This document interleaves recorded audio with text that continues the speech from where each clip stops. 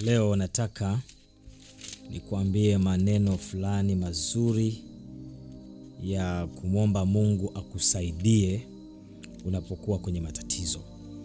Mara nyingi unakuta unaweza ukawa upo katika vita na unayepigana naye humjui, vita imetoka wapi hujui, lakini unapigwa, lakini unaona unashambuliwa, una magonjwa yasiyoisha, una changamoto zisizoisha. Ukiwa na mazoea ya kusoma Biblia, kuna vitu vingi utagundua kwamba vinaweza kukusaidia pasi hata na kuwa na mtumishi. Hebu leo nikupe neno hili la ulinzi ambalo linatoka katika kitabu cha Zaburi ya 35. Hii ni Zaburi ambayo ameandika mtumishi wa Mungu Daudi. Nitasoma aya ya kwanza mpaka nitakapoishia, alafu utaona ni kwa jinsi gani mzaburi Daudi ameandika vitu vizito sana kwa habari ya ulinzi.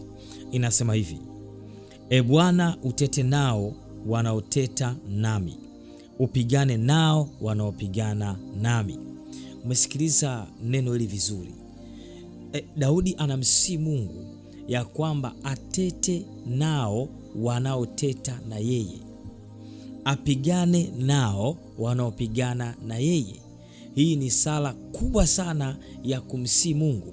Unapopita kwenye changamoto mbalimbali, unapopita kwenye shida mbalimbali, kuna wakati usipigane. Hii ukiifuatilia vizuri hii Zaburi ya 35, utaona wewe hauhitaji kupigana. Hauhitaji kutuma kombora la aina yoyote. Hauhitaji kutuma mshale wa aina yoyote. Hauhitaji kutuma moto wa aina yoyote. Hauhitaji kufanya chochote. Lakini nini ambacho unakifanya?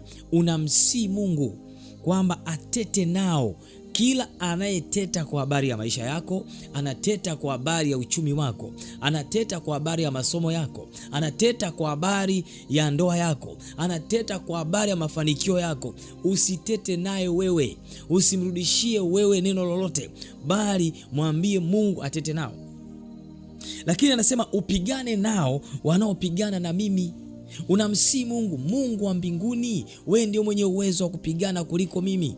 Vita hii siwe ya kwangu, bali iwe vita ni ya kwako. Yesu, nakusihi na kuomba upigane nao wote wanaopigana na mimi. Kwa hiyo unamsihi Mungu, wewe unakaa pembeni unalia ya kwamba unamsihi Mungu aweze kupigana na wanaopigana na wewe.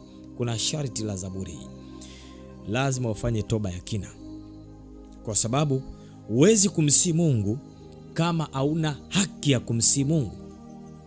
Na ili uwe na haki ya kumsihi Mungu, ukisoma kitabu cha Isaya 59:1, Isaya 59:1 anaeleza vizuri kabisa. Anasema hivi: tazama, mkono wa Bwana haukupunguka hata usiweze kuokoa. Yaani mkono wa Bwana haujapungua kwa chochote hata usiweze kuokoa jambo lote. Lakini anaendelea kwa kusema ya kwamba wala sikio lake si zito hata lisiweze kusikia. Sikio la Mungu sio zito hata lisiweze kufanya nini? Kusikia.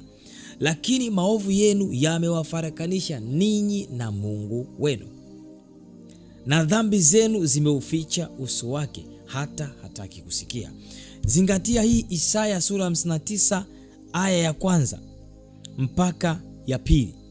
Aya ya kwanza na ya pili inasema maovu. Kwa hiyo usije ukaomba kwa habari ya Zaburi ya 35 kwamba Bwana atete nao wanaoteta na wewe, apigane nao wanaopigana na wewe kabla ya kufanya toba. Lazima ufanye toba, ujipatanishe na Mungu ili Mungu aweze kuona haki ndani yako, aweze kusimama kukushindia na kukupigania. Vile vile anasema ushike ngao na kigao, usimame unisaidie, utoe na mkuki, uwapinge wanaonifuatia, uiambie nafsi yangu mimi ni wokovu wako. Kwa hiyo Mungu akwambie, nafsi yako itambue ya kwamba Mungu ndio kimbilio lako, Yesu ndio kimbilio lako, ujue ya kwamba Yesu ndiye wokovu wako. Waaibishwe, wafedheshwe wanaoitafuta nafsi yangu, warudishwe nyuma, wafadhaishwe wanaonizulia mabaya. Kwa hiyo unaona kwamba unaweza ukawa unapita kwenye changamoto fulani, lakini unalo neno ambalo neno hilo unaweza ukamsii Mungu akakupigania. Wala usinyanyue mkono wako, wala usijibu chochote, lakini Mungu wa mbinguni anaweza kusimama kukupigania. Sasa unaweza kukuta mtu haelewi, unaweza kukuta mtu anachanganyikiwa, unaweza kukuta mtu anapita katika vita ajui afanye nini, lakini kumbe Mungu anaweza kufanya mambo yote. Nimetaka nikuoneshe kwa habari ya Zaburi ya 35. Ukiisoma yote utaelewa. Unaweza ukachagua aya fulani ambazo zinaweza kukusaidia zaidi katika vita ulionayo. Mimi siwezi kujua na vita gani, lakini ukishamsii Mungu akupiganie, Mungu anajua mahali gani pana kutatiza zaidi. Mikono ya Kristo kwa neno la maarifa. Wapo watu hawajui namna ya kuomba, lakini Biblia inaelekeza namna ya kuomba, inakufundisha, ina sala nyingi ambazo wewe mwenyewe ukisimama zinaweza kukusaidia na ukaweza kuomba na Mungu akasimama kweli kweli kukutetea na kukupigania. Nimetaka nikuoneshe neno hili kutoka Zaburi ya 35 jinsi lilivyo na nguvu. Ni moja kati ya sala yenye nguvu sana katika maisha ya kiroho. Kila vita ambayo adui anapambana na wewe, ukisimama na hii sala ambayo imeandikwa kwenye Zaburi ya 35, kwa hakika ukikaa kwenye haki ile ya Mungu, ukikaa kwenye toba, ukiishi maisha ya utakaso, maisha ya uwepo wa Mungu, utamwona Mungu kupitia sala hii. Mungu akubariki sana. Endelea kufuatilia mafundisho kupitia channel yetu ya Mikono ya Kristo. Uwe mfuatiliaji mzuri, subscribe kwenye channel yetu. Unaweza ukacomment, ukalike, ukaandika kile kitu ambacho unaona umebarikiwa, nasema nimebarikiwa.